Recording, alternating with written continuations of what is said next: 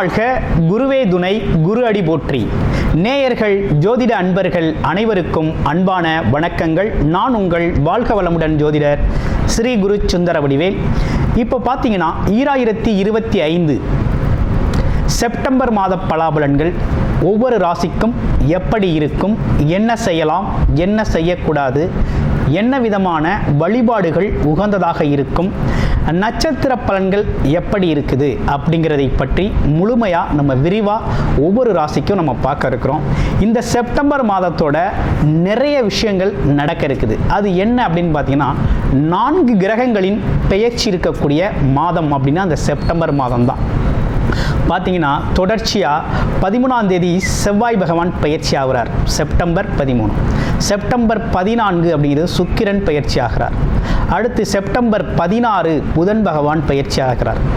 அடுத்து செப்டம்பர் 17 சூரியனும் பார்த்தீங்கன்னா அடுத்த ராசிக்கு பயணம் போகிறார். அப்போ இந்த காலகட்டத்தில் பல்வேறு விதமான மாற்றங்கள், கிரகத்தின் மாற்றம் எப்படி நடக்குது அப்படிங்கிறத பொறுத்து ஒவ்வொரு ராசிக்கும் பல்வேறு விதமான மாற்றங்களை, முன்னேற்றங்களையும் எதிர்பார்க்கக்கூடிய மாதமாக இந்த மாதம் அப்படிங்கிறது அமைஞ்சிருக்குது. எந்தெந்த ராசிக்கு எப்படி இருக்குது அப்படிங்கிறத விரிவாக தெளிவாக இப்போ நம்ம பார்க்கலாம். இப்போ உங்கள் ராசிக்கு எப்படி இருக்குது அப்படிங்கிறத பார்ப்போம். மீனம் ராசி காலச்சக்கரத்தின் 12வது ராசியாக இருக்கக்கூடிய மீனம் ராசி மோட்ச ராசி அப்படின்னு சொல்லக்கூடிய அமைப்பு உண்டு. மீனராசியை பொறுத்த வகையில் குரு பகவானோட ஆதிக்கம் அப்படிங்கிறது நிறைய உண்டு. மீனராசியில் ஒரு முக்கியமான விஷயம் என்னென்னா, சொன்ன சொல்ல காப்பாற்றுறது, திட்டமிட்டபடி செயல்படுறது, ஆமாம், கமிட்மெண்ட் படி ஒரு வேலையை செய்கிறது, இதிலெல்லாம் பார்த்தீங்கன்னா குழப்பம் ஏற்படும். அடிக்கடி ஒரு குழப்பம் ஏற்படும். இதிலெல்லாம் ஒரு கன்ஃபியூஷன் வரும்.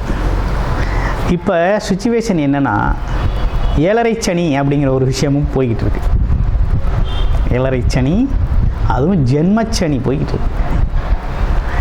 அப்போ என்னன்னா, ஏற்கனவே நம்ம கொஞ்சம் குழப்பமான ஆள் தான். மற்றவங்களுக்காக என்ன வேணாலும் செய்வோம், எங்கே வேணாலும் போகும், எவ்வளோ முயற்சி வேணாலும் எடுப்போம், எவ்வளோ டைம் வேணாலும் ஒதுக்குவோம். மற்றவங்கள உயர்த்துறதுக்கு, மற்றவங்கள வேலைகளை செய்கிறதுக்கு என்ன பயங்கரமாக எஃபர்ட்ஸ் போடுவோம். ஆனால் நமக்குன்னு ஒரு திட்டமிட்டு ஒரு வேலையை செய்கிறதுல குழப்பம் இருக்குது, செய்ய முடிகிறதில்ல. அப்படியே செய்யணும்னு முயற்சி எடுத்தாலும் தள்ளி போடுறது, பிறகு பார்த்துக்குவோம், நாளைக்கு பார்த்துக்குவோம், அடுத்த வாரம் பார்த்துக்குவோம், என்ன அவசரம் அப்படின்னு தள்ளி போட்டுக்கிறது. இந்த மாதிரி குணம் அப்படிங்கிறது உண்டு. அப்போ எல்லாத்தையும் தடை தாமதம் அப்படிங்கிறது மனசு நினைக்கிறது மாதிரி திட்டமிட்டபடி செயல்படுறது இல்லை. சூழ்நிலைக்கேற்ப, சந்தர்ப்பத்திற்கு ஏற்ப அப்பப்போ மனசு மாறுது, அப்பப்போ திட்டமும் மாறுது அப்படிங்கிறது தான் நிலை. இதில் சனி 7.5 ஜென்மச்சனி வேறு வந்துருச்சா. இப்போ என்ன நடக்கும், ஒரு பக்கம் வேலைக்கு போகணும்னு தோணும், ஒரு பக்கம் உடம்பு சொல்லும், சோர்வு காமிக்கும், இன்றைக்கி வேலைக்கு போக வேண்டாம், ரெஸ்ட் எடுக்கலாம் அப்படின்னு சொல்லும். மனசு என்ன சொல்லும், வேலைக்கு போக சொல்லும், உடம்பு ரெஸ்ட் எடுக்க சொல்லும். பிறகு உடம்பு சரியாயிரும், வேலைக்கு போகலாம், உடம்பு நல்லா இருக்குன்னு சொல்லுவோம். ஆனால் மனசு என்ன சொல்லும், இன்றைக்கி போக வேண்டாம், நாளைக்கு போகலாம் அப்படின்னு மனசு பின்வாங்கும். இப்போ உடலும் மனமும் ஒரு குழப்பம், முன்னுக்கு பின் முரணாக செயல்படக்கூடிய ஒரு அமைப்பு உருவாகுது. நிறைய பேருக்கு இந்த சிக்கல் வருது மீனராசியில். ஆமாம், இந்த குழப்பம் வருது. ஆமாம், இப்போ நீங்கள் செய்ய வேண்டிய விஷயம் என்னென்னா, ஜென்மச்சனி நம்ம மேலே ஏறிட்டாருனாலே உடல் உழைப்பு அப்படிங்கிறத தவிர்க்கவே கூடாது. உடல் உழைப்புங்கிறத தவிர்க்கவே கூடாது. உடல் உழைப்பு செஞ்சுக்கிட்டே இருக்கணும். கை வலிக்குது, கால் வலிக்குது, உடம்பு வலிக்குது அப்படிங்கிற பேச்சுக்கெல்லாம் இடமில்லை. ஏதோ ஒரு வகையில் உடல் சார்ந்த உழைப்பு இருந்துக்கிட்டே இருக்கணும். அப்போ தான் உடம்பு மனசும் கொஞ்சம் கொஞ்சம் பேலன்ஸ் ஆகி போகும். ஒரே அடியாக ரெஸ்ட்டு விட்டால் ரொம்ப சிக்கலாயிடும். அதனால் உடல் உழைப்பு சார்ந்த விஷயத்தில் அக்கறை செலுத்துங்க. அடுத்து முன்னோர்கள் வழிபாடு அப்படிங்கிற ஒரு விஷயத்தை கொஞ்சம் செஞ்சுக்கிட்டு வாங்க. வயதானவர்களை பார்த்தா உங்களால் முடிஞ்ச உதவிகளை செய்யுங்க. ஆமாம், செய்யுங்க. அதே நேரத்தில் பார்த்திங்கன்னா அமாவாசை பௌர்ணமி திதி நாட்களில் வழிபாடு பண்ணுங்கள். ஆலய வழிபாடு செஞ்சுக்கங்க. புரியுதுங்களா? ஆலய வழிபாடு செஞ்சுக்கங்க. குலதெய்வ கோயிலுக்கு போயிட்டு வாங்க. அதெல்லாம் ரொம்ப முக்கியமான விஷயம். ஓகேங்களா? அடுத்து வெளிநாடு வெளியூர்லாம் போகணும்னு முயற்சி பண்ணிங்க அப்படின்னா உங்களுக்கு சாதகமாக இருக்கா வேலை தொழிலுக்கு அப்படின்னு பார்க்கையில் போகலாமா அப்படின்னா வேலை உறுதியாக உண்டுங்க. வேலை உறுதியாக உண்டு. சரி, வெளிநாடு வெளியூர் போகலாமா அப்படிங்கிறது தான் இப்போ கேள்வி. தாராளமாக போகலாம். தாராளமாக வெளிநாடு வெளியூரில் போய் வேலை பார்த்தீங்க அப்படின்னா ரொம்ப நல்லாயிருக்கும்.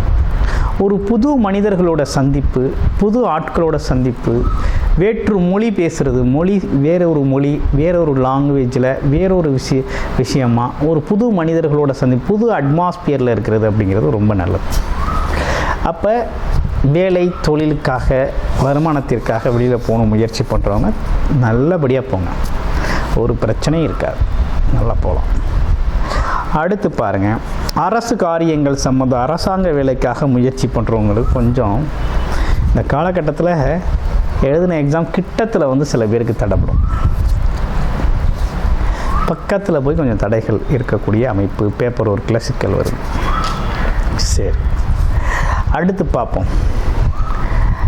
அப்பா மகன் உறவு நிலைகளில் கொஞ்சம் கவனமாக இருக்கணும். அடுத்து பாருங்கள், சொந்த தொழில் நல்லா இருக்குமான்னு நிறைய பேர் கேள்வி. நீங்கள் சுயமாக செய்யக்கூடிய தொழில் இந்த காலகட்டத்தில் நல்லபடியாக சக்ஸஸ்ஃபுல்லாக இருக்கும். அதனால் உங்கள் தொழில் முயற்சியை தொடர்ச்சியாக எடுங்க. நல்லபடியாக ஜெயிக்கலாம். அதில் எந்த குறையும் இருக்காது. வேலை கிடைக்குமா அப்படின்னு நிறைய பேரோட கேள்வி. கண்டிப்பாக உறுதியாக வேலை கிடைக்கும். ஆமாம், இப்போ வேலை கிடைக்கிறது ஒரு தடவைக்கு 2 தடவை முயற்சி பண்ணால் தான் கிடைக்கும். சும்மா போன உடனே டக்குன்னு கிடைச்சாது. ஏன்னா அங்கே தடை கேது பகவான் வேறு இருக்கிறார். அப்போ என்ன நடக்கும் அப்படின்னா சின்ன சின்ன தடை தாமதங்களோட நமக்கு வேலை வாய்ப்பில் ஒரு ஸ்ட்ராங் கிடைக்கும். நல்லபடியாக இருக்கும். வேலை பார்க்குற இடங்களில் சின்ன சின்ன தொந்தரவுகள் இந்த காலகட்டத்தில் வந்து போகும். ஆமாம், அதெல்லாம் பெருசாக எடுத்து அதில் பிரச்சனை பண்ணிக்கப்படாது. அடுத்து வேறு என்ன அப்படின்னு பார்த்தோம்னா குடும்பம், பெண்கள் குடும்ப உறவுகள் எப்படி இருக்கும் அப்படின்னு பார்க்கையில் குடும்ப உறவுகள் அப்படிங்கிறது கொஞ்சம் பொறுமையாக போகணுங்கோ. அவசரப்படக்கூடாது. பேச்சு, கடுமையான வாக்குவாதங்களை தவிர்த்துக்கணும் மீனராசி அன்பர்கள். அதே போல் பெண்களுக்கு நல்லா இருக்குது. பெண்களுக்கு எப்போ நல்லா இருக்குது? செப்டம்பர் 17ஆம் தேதிக்கு பிறகு பெண்களுக்கு பார்த்திங்கன்னா ரொம்ப சிறப்பாக இருக்குது. குடும்ப பெண்களுக்கெல்லாம் திருமணம் நடக்குமான திருமண சுபகாரியங்களுக்கான பேச்சுகள் நடக்கக்கூடிய அமைப்பு இருக்குது. வரன் அமையும். யாராவது ஒருத்தருக்கு குருபலம் இருக்குது அப்படின்னா திருமண ஏற்பாடுகளை சிறப்பாக செஞ்சுக்கலாம். உங்களோட தசாபுத்தி அமைப்புகளும் நீங்கள் பார்த்துக்கணும். இப்படிப்பட்ட விஷயங்களோடு இருக்கக்கூடிய இந்த காலகட்டத்தில் ஆமாம், உங்களுக்கு ஒரு பக்கம் 7.5 சனி இருந்தாலும் இன்னொரு பக்கம் குரு பகவான் தொழில் அமைப்பில் ரொம்ப ஸ்ட்ராங்காக வச்சுருக்கார். உறவுகளில் சின்ன சின்ன விரிசல்கள் வந்தாலும் தொழில் வேலை வருமானம் சார்ந்த விஷயத்தில் ரொம்ப அற்புதமாக இருக்குது. அதனால் அதை பயன்படுத்துங்க. சிறப்படைங்க, வெற்றி பெறுங்க. வெற்றி பெறக்கூடிய நல்ல காலகட்டமாக இந்த காலகட்டம் அப்படிங்கிறது உங்களுக்கு அமைஞ்சிருக்கு. உங்கள் ராசியில் இருக்கக்கூடிய முதல் நட்சத்திரம் எந்த நட்சத்திரம் அப்படின்னு பார்க்கையில் புரட்டாதி நட்சத்திரம். புரட்டாதி நட்சத்திரத்தை பொறுத்தவரையில் இந்த காலகட்டத்தில் வெளிநாடு வெளியூர் பயணங்கள், சேல்ஸு மார்க்கெட்டிங் துறைகளில் இருக்கக்கூடியவங்க, அதே போல் ஐடி செக்டாரில் இருக்கக்கூடியவங்களுக்கெல்லாம் ரொம்ப சிறப்பாக வேலை அமைப்புகள் ரொம்ப நல்லா இருக்குது. அடுத்து பாருங்கள், உத்திரட்டாதி நட்சத்திரம். உத்திரட்டாதி நட்சத்திரத்தை பொறுத்த வகையில் பார்த்திங்கன்னா சின்ன சின்ன குழப்பங்கள் இருந்தாலும், ஆனால் வேலை தொழில் அப்படின்னு எடுத்துக்கிட்டோம்னா ரொம்ப ஸ்ட்ராங்காக இருக்கும். வருமானத்துக்கு ரொம்ப சூப்பராக இருக்குது. அதே நேரத்தில் ரிலேஷன்ஷிப் சார்ந்த விஷயத்தில் கொஞ்சம் விட்டு கொடுத்து போகணும். வாக்குவாதங்களை தவிர்த்துட்டு விட்டு கொடுத்து போகணும். இளைய சகோதர மூத்த சகோதர உறவுகளில் கொஞ்சம் பொறுமையை கடைபிடிக்கணும். அடுத்து ரேவதி நட்சத்திரம் எப்படி இருக்குது அப்படின்னு பார்க்கல. ரேவதி நட்சத்திரத்தை பொறுத்த வகையில் செப்டம்பர் 17ஆம் தேதிக்கு பிறகு தான் கொஞ்சம் நல்லா இருக்குது.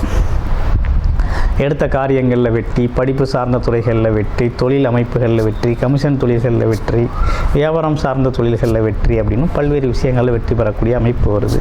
திருமணம் சார்ந்த விஷயங்கள், முயற்சிகள் கைகூடுறது, இப்படிப்பட்ட விஷயங்கள்லாம் நடக்க அமைப்பு அப்படிங்கிறது சிறப்பாக இருக்குது. ஆக மொத்தத்தில் இந்த மீனராசி அன்பர்களுக்கு உடல் ஆரோக்கியம்லாம் எப்படி இருக்குது அப்படின்னு பார்க்கையில், உடல் ஆரோக்கியம் சார்ந்த விஷயங்கள் பார்த்திங்கன்னா கொஞ்சம் கவனம் எடுத்துக்கணுங்க. அதில் எந்த துறை எது சார்ந்த விஷயத்தில் கவனம் எடுத்துக்கணும் அப்படின்னு பார்த்தோம்னா, இடுப்பு வலி, எலும்பு வலி, வயிறு சார்ந்த விஷயங்கள், அடிவயிறு சார்ந்த விஷயங்கள் எல்லாம் கொஞ்சம் கவனம் எடுத்துக்கணும். அதே போல் வண்டி வாகன பயணங்கள் அப்படிங்கிறது கொஞ்சம் பார்த்து போகணும். சறுக்கலான இடங்கள், மலைப்பகுதியில் ஏறுறது, படிக்கட்டுகள் ஏறுறது, பாத்ரூமில் நடக்கிறது, இதெல்லாம் வழுக்கி விழாமல் கொஞ்சம் நிதானமாக இருக்கும். ஆமாம், உடல் ஆரோக்கியங்கிறது வயிறு, இடுப்பு பகுதிகள் இது சார்ந்த விஷயத்தில் கொஞ்சம் பெயின் வரும். அப்போ என்னென்னா, உணவு முறைகளையும் உறக்கத்துலேயும் கொஞ்சம் கூடுதல் கவனம் எடுத்து உடம்பை பார்த்துக்கணும்.